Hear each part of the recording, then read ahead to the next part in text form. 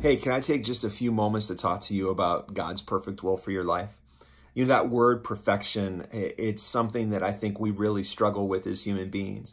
Because when you and I think of the perfect day, what would the perfect day be like? It's not necessarily the perfect day that God would set up for us.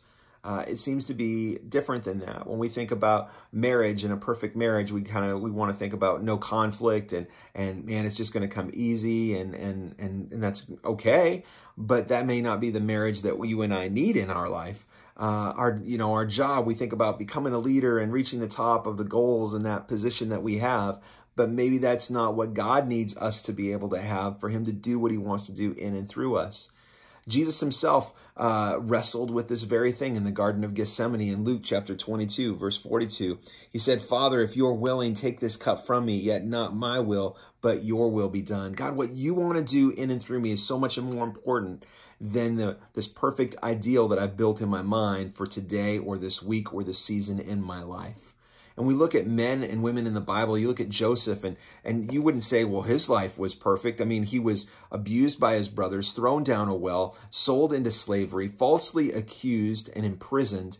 But yet you look at the sum of his life, and God moved in his life and built character in his life and used him in a mighty way as a leader in a nation that wasn't even his own. You look at Job, whose life was in tatters, and we go, well, that's definitely not perfect. He lost so much, so many relationships and so much of what he had in his possessions. But yet you look at his life as a whole and you see God moved in his life and was transforming his mind and his heart and did great things through him.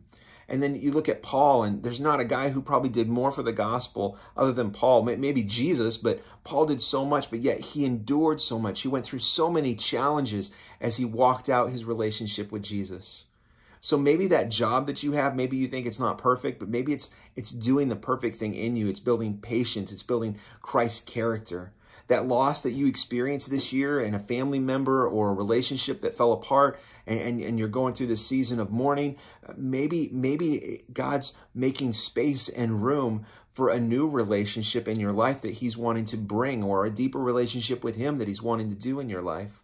And maybe that disease or illness that you're dealing with right now and you're suffering with, maybe it's a platform for the gospel. Maybe it's the only way that someone will see Jesus is you walking through what you're walking through, and having the character and integrity that you have walking through that is going to just resonate for somebody, and they're going to see Jesus through your situation.